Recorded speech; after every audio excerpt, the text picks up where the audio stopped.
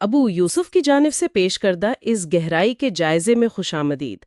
آج ہم ایک بنیادی سوال پر بات کر رہے ہیں کہ اسلام میں ایمان اور عقل، ان کے درمیان کیا تعلق ہے؟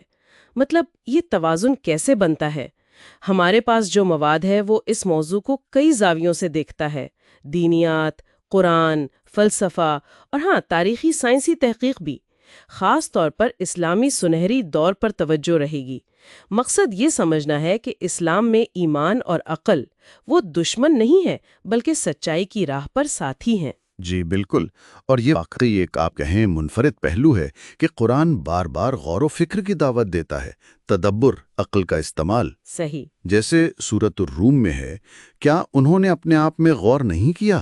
یا البقرہ میں، کیا تم عقل سے کام نہیں لیتے؟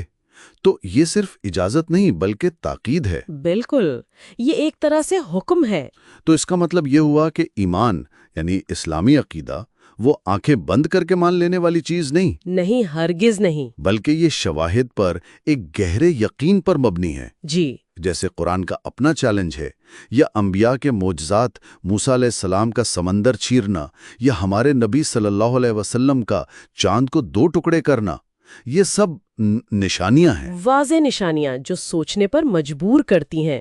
تو آپ ٹھیک کہہ رہی ہیں کہ عقل جو ہے وہ ایمان کی تائید کرتی ہے، اس کی جگہ نہیں لیتی مگر اس کی تصدیق میں مددگار ہے۔ ٹھیک۔ اور اسی وجہ سے اسلامی دینیات میں یعنی اصول الدین جو عقیدے کی بنیادیں ہیں، ان میں عقل کا کردار ہمیشہ آپ کہہ لیں کہ مرکزی رہا ہے۔ اچھا؟ جی، شروع کے جو مکاتب فکر تھے، معتزلہ، اشعری، ماتریدی، انہوں نے خدا کے وجود، اس کا انصاف، تقدیر و اختیار جیسے بڑے پیچیدہ مسائل پر عقلی دلائل سے بحثیں کیں۔ یعنی یہ کوئی نئی بات نہیں، شروع سے ہی یہ بحثیں چل رہی تھیں۔ بالکل، اور دلچسپ بات یہ ہے کہ ان میں وہ کافی اختلافات بھی تھے، شدید تھے ہوں گے، مگر ایک بات پر سب متفق تھے کہ خدا کو اور اس کے پیغام کو سمجھنے کے لیے عقل، بھائی وہ تو ضروری ہے، ناگزیر ہے۔ تو یہی وہ فکری بنیاد تھی جس نے اسلامی سنہری دور کی راہ ہموار کی، جو 8ویں سے 14ویں صدی تک رہا۔ جی ہاں بالکل، اسی بنیاد پر وہ شاندار عمارت کھڑی ہوئی۔ بغداد، قرطبہ، قاہرہ، سمرقند، یہ سب علم و حکمت کے بڑے مراکز بن گئے۔ اب یہاں سے بات واقعی دلچسپ ہو جاتی ہے۔ عملی طور پر یہ امتزاج کیسے کام کر رہا تھا، ایمان اور عقل کا؟ اس کی تو بہت روشن مثال ہے۔ دیکھیں، بغداد کا بیت الحکمہ وہ صرف ایک لائبریری نہیں تھی، اچھا، وہ ایک بڑا تحقیقی ادارہ تھا۔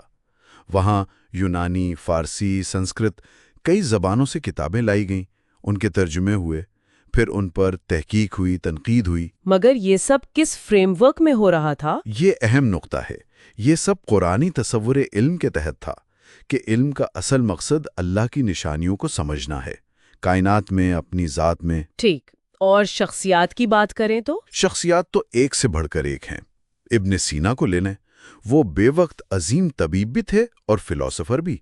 ان کی کتاب القانون فی الطب تو صدیوں یورپ میں پڑھائی جاتی رہی۔ جی، سنا ہے۔ اور وہ طب کو صرف ایک پیشہ نہیں سمجھتے تھے، وہ اسے اللہ کی تخلیق کو سمجھنے کا ذریعہ، ایک مقدس خدمت سمجھتے تھے۔ یعنی ایمان اور عقل دونوں ساتھ ساتھ۔ بالکل۔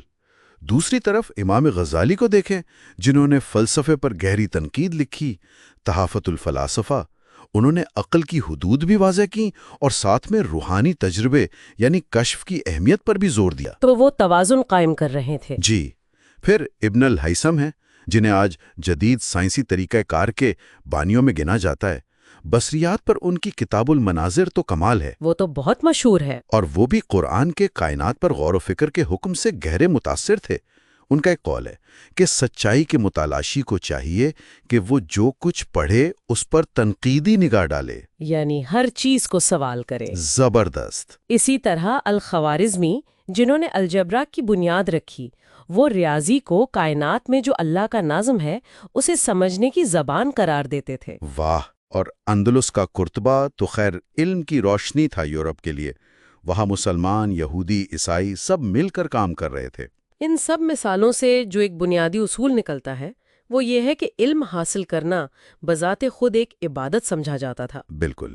قرآن میں بھی ہے نا، کہو کیا جاننے والے اور نہ جاننے والے برابر ہو سکتے ہیں؟ جی، سورۃ الزمر میں۔ تو ایمان اور عقل گویا دو پروں کی طرح ہیں، ایک کے بغیر اڑان ممکن نہیں۔ بہت خوبصورت تشبیہ ہے یہ دو پروں والی، بالکل۔ اگر ہم اس سے تھوڑا اور کھولیں تو دیکھیں، عقل ہمیں یہ دنیا، منطق، اخلاقیات، یہ سب سمجھنے میں مدد دیتی ہے۔ جی۔ لیکن کچھ حقیقتیں ہیں جو عقل کی پہنچ سے وہ باہر ہیں، جیسے آخرت کا معاملہ، فرشتے، جنات کا وجود۔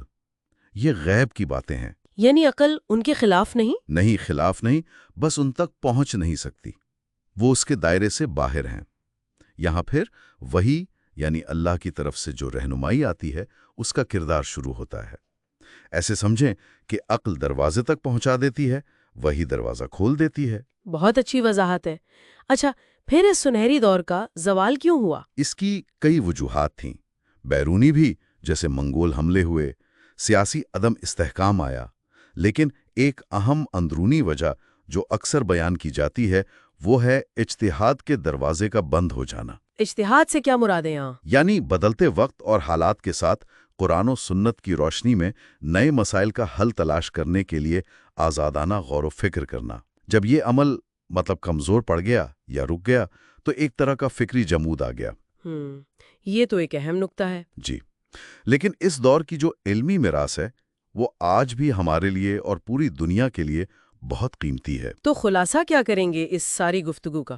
خلاصہ یہ ہے کہ اسلام ایمان اور عقل کو ایک دوسرے کا دشمن نہیں سمجھتا، بلکہ وہ ایک دوسرے کو مکمل کرتے ہیں۔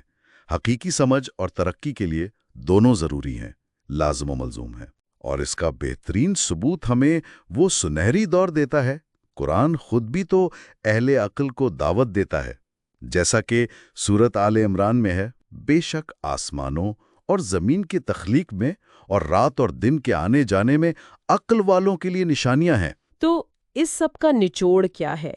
ایک آخری سوال جو ذہن میں آتا ہے وہ یہ کہ اگر سنہری دور کے زوال کی ایک وجہ اجتہاد یعنی آزادانہ عقلی غور و فکر کا کم ہو جانا تھا، جی، تو کیا آج ایمان کی جو بنیادی تعلیمات ہیں ان کی روشنی میں تنقیدی سوچ اور عقلی تشریح پر نئے سرے سے زور دینا، کیا یہ اسی طرح کے علمی تجسس اور دریافت کے جذبے کو دوبارہ زندہ کر سکتا ہے؟